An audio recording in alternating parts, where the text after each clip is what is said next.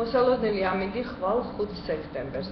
დასავლეთ საქართველოში უმეტესად ღრუბლიანი ამინდი ტვიმა ერჭექით, ზოგან ძლიერი და ძალიან ძლიერი.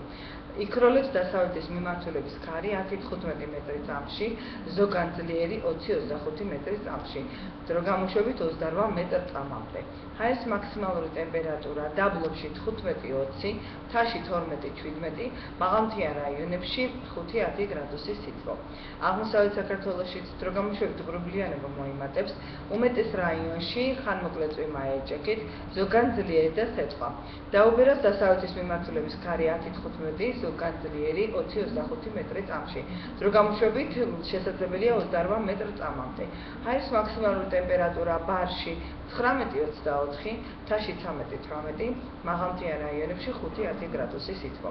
თბილისში დროგამოშვებით ღრუბლიანობა მოიმატებს, დილის საათებში ხანმოკლე წვიმა ერჭექით, დაუბერავს ჩრდილო-დასავლეთის მიმართულების ქარი 10-15, დროგამოშვებით ძლიერი 20-25 მეტრი წამში.